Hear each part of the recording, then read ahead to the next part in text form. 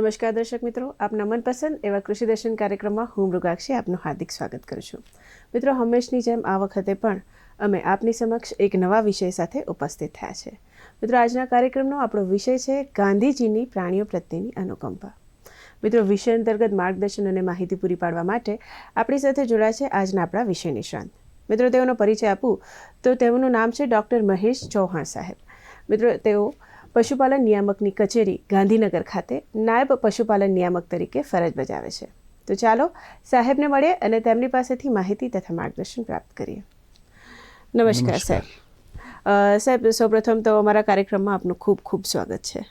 હવે ડૉક્ટર સાહેબ, આપણો જે વિષય છે કે ભાઈ ગાંધીજીની પ્રાણીઓ પ્રત્યેની અનુકંપા, એ વિષય અંગે તો આપણે સમજીશું, પરંતુ સૌપ્રથમ તો અમારા જે દર્શક મિત્રો છે એમને સમજાવો કે ભાઈ આ જે પ્રાણીઓ પ્રત્યેની અનુકંપા જે છે તો એની ભાવના વિશે થોડી ઘણી માહિતી આપશો? હાજી.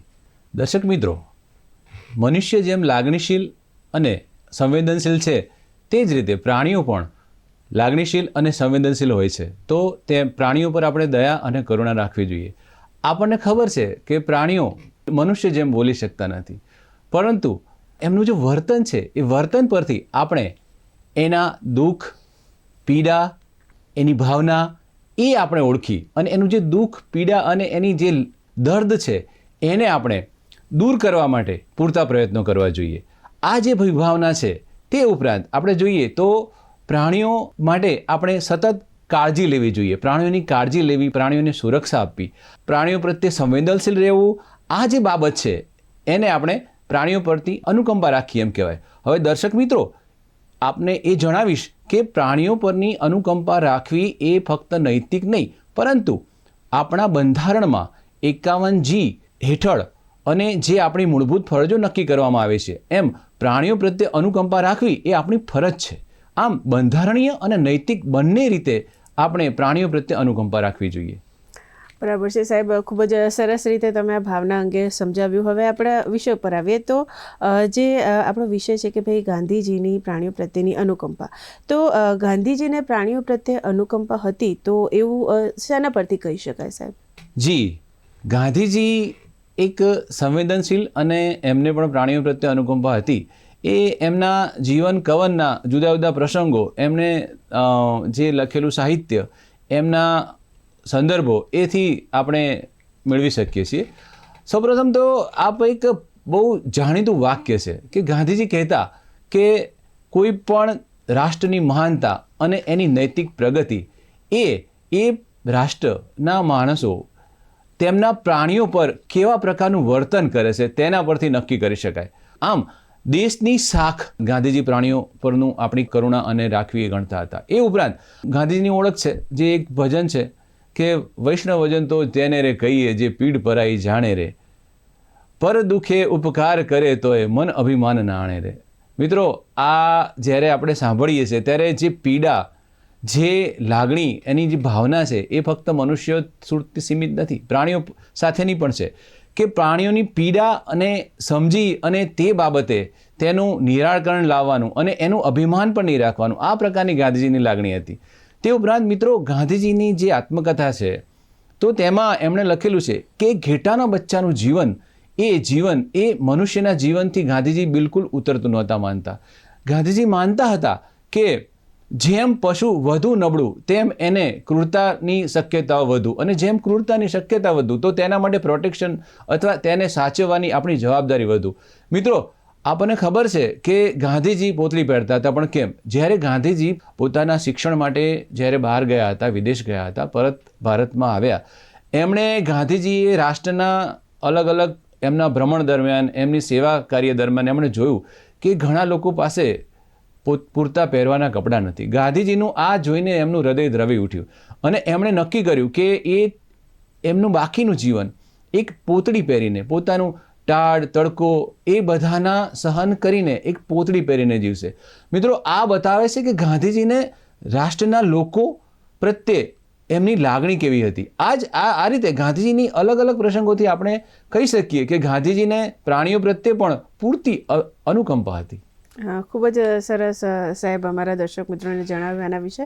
હવે સાહેબ બીજો એક ખાસ એવો પ્રશ્ન થાય કે જે આ ગાંધીજીના જીવનના પ્રાણી કલ્યાણ સંબંધિત જે મુખ્ય સિદ્ધાંતો હતા તો એ કયા કયા હતા? જી, ગાંધીજી આપણે બધા જાણીએ છીએ, ગાંધી સત્ય અને અહિંસાના પૂજારી હતા. ગાંધીજી એટલે સત્ય અને અહિંસા, આ જે બાબત છે એ સાથે સાથે આપણે જોઈએ તો એક ગાંધીજી દ્રઢ અહિંસામાં માનતા હતા. ગાંધીજી માનતા હતા કે દરેક જીવ એક બીજા જીવ સાથે જોડાયેલો છે અને કોઈ પણ જીવને નુકસાન પહોંચાડવું એ આપણી જે મૂળભૂત સિદ્ધાંત હતો ગાંધીજીનો, અહિંસાની વિરુદ્ધ હતો. આમ એ દ્રઢ અહિંસા એ ગાંધીજીનો મૂળભૂત પ્રિન્સિપલ હતો. તે સાથે સાથે આપણે જાણીએ છીએ કે ગાંધીજી શાકાહારી હતા. ગાંધીજી શાકાહારી હતા એ એક વૈષ્ણવ કુટુંબમાંથી આવતા હતા, તે બાબત તો બરોબર છે, પરંતુ આપણે વિચારીએ કે ગાંધીજી જ્યારે ઇંગ્લેન્ડ ગયા, ગાંધીજી જ્યારે વિદેશ ભણવા માટે ગયા, તો ત્યાંનું જે વાતાવરણ હતું સ્વાભાવિક રીતે જ તે એ શાકાહારની વિરુદ્ધ હતું. ગાંધીજીએ આવા વાતાવરણમાં પણ પોતાની સામાજિક અને પોતાની નૈતિક જે એ હતી એમની શાખ એ જાળવી રાખી અને ગાંધીજી પોતે શાકાહારી રહ્યા. એ સાથે સાથે ગાંધીજી એક પ્લી ફોર વેજીટેરિયનિઝમ, એક હેનરી સ્ટેલ્ટનું એક પુસ્તક હતું, તે એમણે જ્યારે અભ્યાસ કર્યો પછી એમણે સંપૂર્ણ શાકાહારને એક પોતાનું જીવન અપનાવી લીધું. અને આ જે શાકાહારી જે પરિષદો હતી રાષ્ટ્રીય અને આંતરરાષ્ટ્રીય, તેના ગાંધીજી સભ્ય હતા. ગાંધીજીએ આ રીતે શાકાહારને પ્રોત્સાહન આપ્યું હતું. ગાંધીજી માનતા હતા કે ભોજન માટે હિંસા કરવી એ પાપ છે. આ સિવાય ગાંધીજીનો ત્રીજો પ્રિન્સિપલ હતો કે પ્રાણી કલ્યાણ. હવે સ્વાભાવિક છે, ગાંધીજીના જીવન દરમિયાન બલિ પ્રથા, પ્રાણી બલિ પ્રથા અને પશુ, વાંદરા જેવા પશુને જે એકબીજા સાથે ફાઇટ કરાવવાની જે પ્રથા હતી, એવી પ્રથાઓ ચાલુ હતી. ગાંધીજી આ દમનકારી પ્રથાનો જોરદાર વિરોધ કરતા. ગાંધીજી માનતા કે આ શક્ય આ રીતે પશુઓ પર ક્રૂરતા આચરીએ છીએ. તો ગાંધીજી આ પ્રથા બંધ કરવા માટે પોતે પણ ઘણા જન આંદોલનો કર્યા. સાહેબ માફ કરું છું, આપને અહીંયા અટકાવું છું. આપણે આના વિશે પ્રાણીના કલ્યાણ સંબંધિત મુખ્ય સિદ્ધાંત વિશે જાણીશું, પરંતુ અહીંયા સમય થઈ ગયો છે કે નાનકડા વિરામનો, તો લઈએ એક વિરામ.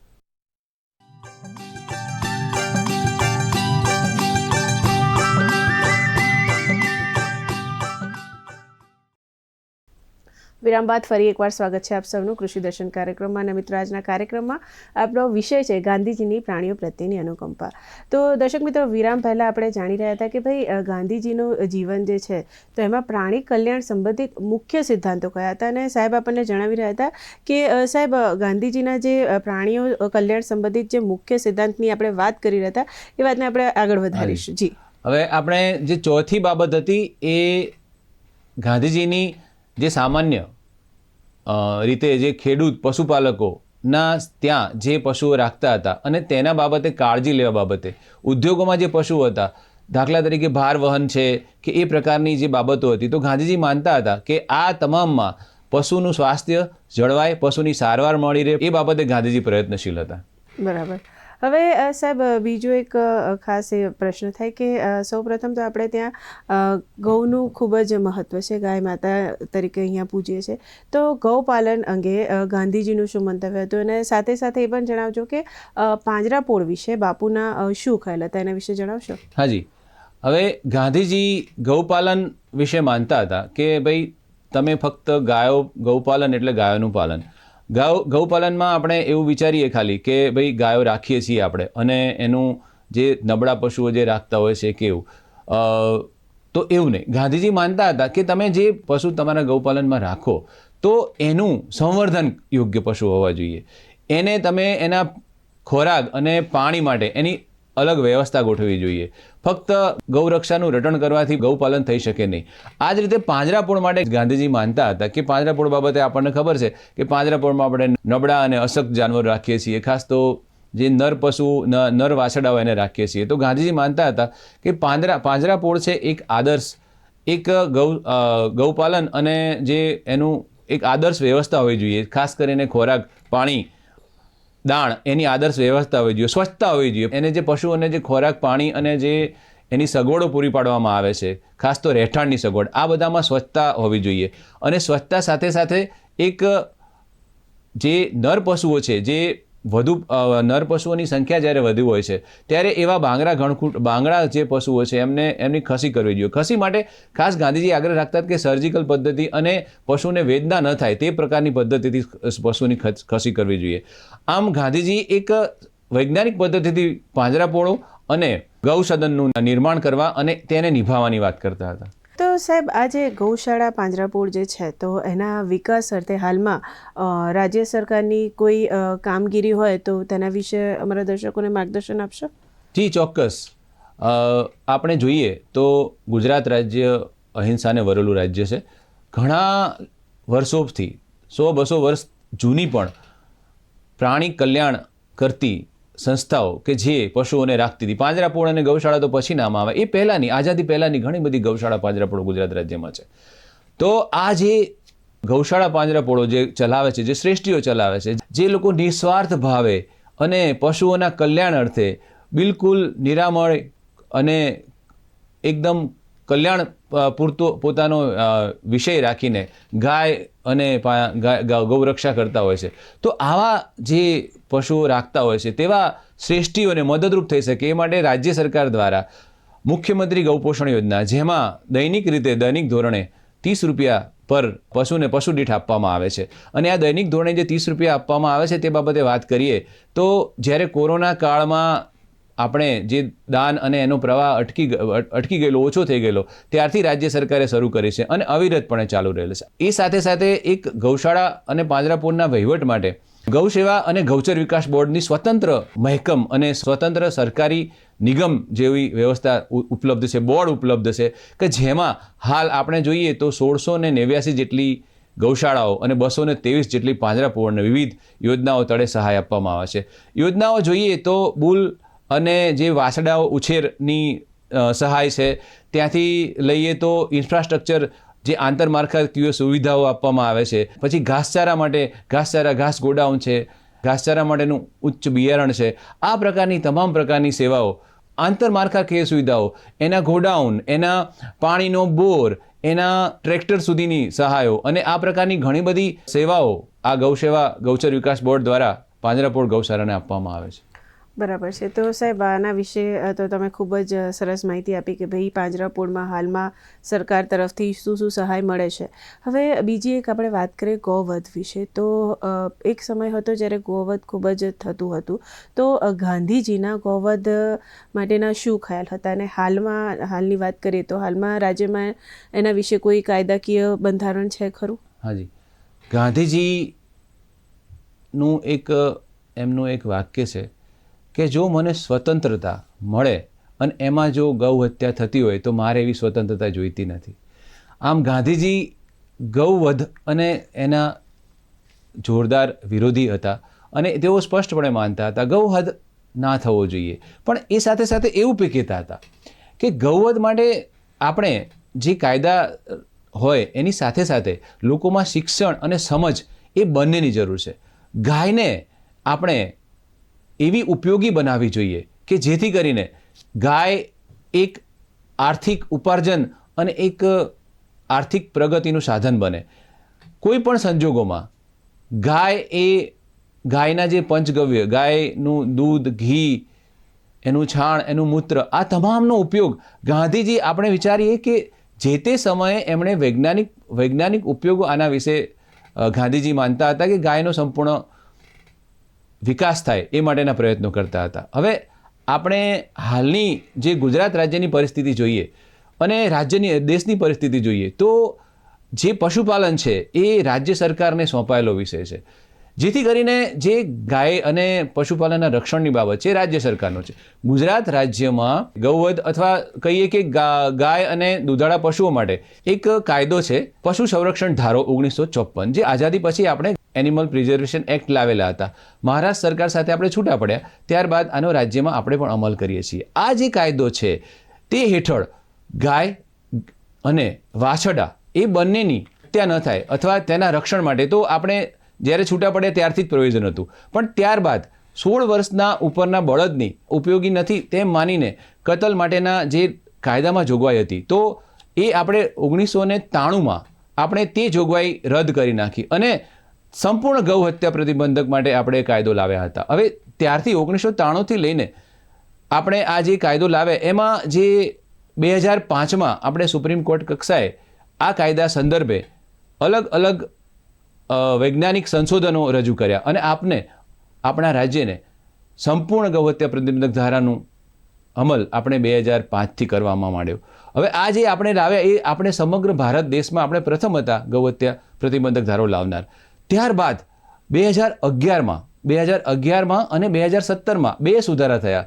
2011માં જ્યારે આપણા ગુજરાત રાજ્યમાં હાલના આપણા વડાપ્રધાન અને ગુજરાતના મુખ્યમંત્રી માનનીય મોદી સાહેબ દ્વારા તે સમયે એક કલમ 6B અને 6A અને 6B ઉમેરાય. એમાં આપણે નક્કી કર્યું કે જે ગાય અને ગૌવંશની જે કતલ થાય છે અથવા જે કેસ ગુનાઓ બને છે એ માટે સૌથી મહત્વનું વાહતુક.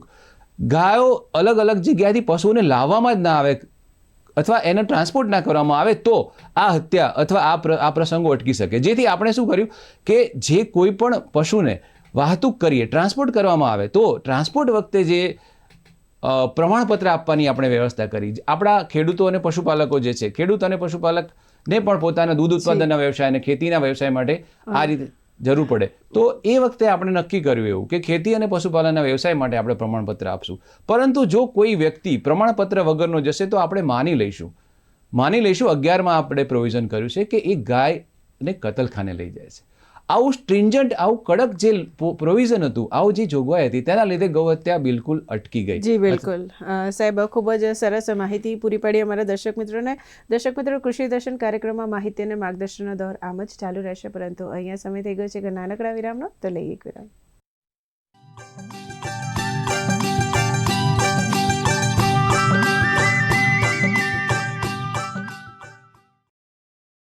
વિરામ બાદ ફરી એકવાર સ્વાગત છે આપ સૌનું કૃષિ દર્શન કાર્યક્રમમાં. અને મિત્રો, આજના કાર્યક્રમમાં આપણે માહિતી મેળવી રહ્યા છીએ ગાંધીજીની પ્રાણીઓ પ્રત્યેની અનુકંપા વિશે.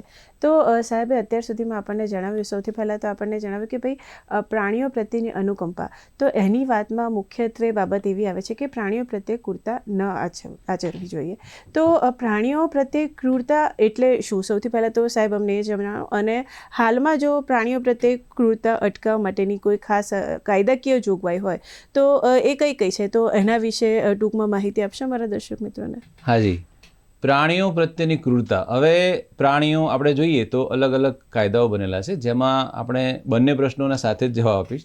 પ્રાણીઓ પ્રત્યેની ક્રૂરતા માટે આપણે એનિમલ પ્રિઝર્વેશન એક્ટ, જે આપણે ગાય અને એની વાત કરી, ગાય ભેંસોની વાત કરી, એ સાથે સાથે આપણે પ્રાણી અત્યાચાર નિવારણ ધારો 1960 જે સેન્ટર એક્ટ છે, તે મુજબ પ્રાણીઓની ક્રૂરતા જે આપણા ડોમેસ્ટિક, મતલબ કે આપણે લાઇવસ્ટોક અને ડોમેસ્ટિક પશુઓ માટેની ક્રૂરતા બાબતે આવે છે. અને વન્ય પ્રાણીઓ માટે વન્ય પ્રાણી એક્ટ, એના નિવારવા માટેનો એક્ટ છે 1972, એ આવે છે. હવે આપણે જે ક્રૂરતાની વાત કરીએ તો ક્રૂરતા એટલે કે જ્યારે પ્રાણીઓને ઉપર વધુ બોજ રાખવો, પ્રાણીઓને મારવું, પ્રાણીઓને વધુ ભાર લઈને હંકારવું, પ્રાણીઓને ઘાતક દવાઓ આપવી, પ્રાણીઓને એક ટૂંકા ગાળાની દોરીથી બાંધવું, પ્રાણીઓને નાના પાંજરામાં બાંધી રાખવું કે જેથી કરીને વાહતુક વખતે એને તકલીફ પડે.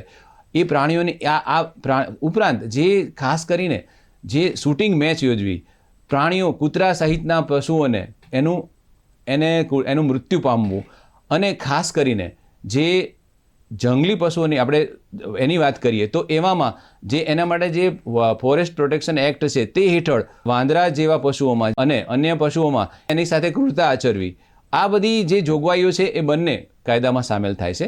અને આ સાથે સાથે આપણે જોઈએ તો જે ક્રૂરતા છે તેના અન્વયે જે પ્રાણી ક્રૂરતા નિવારણ ધારો છે તેના નીચે અલગ અલગ નિયમો બનાવવામાં આવેલા છે. હવે નિયમોની વાત કરીએ તો સૌપ્રથમ જોઈએ તો જે ભારવહન વાહનો માટે હતા કે એમાં એક ચોક્કસ પ્રકારનું વજન નક્કી કરવામાં આવેલું હોય છે કે જેથી કરીને પશુને તકલીફ ના પડે.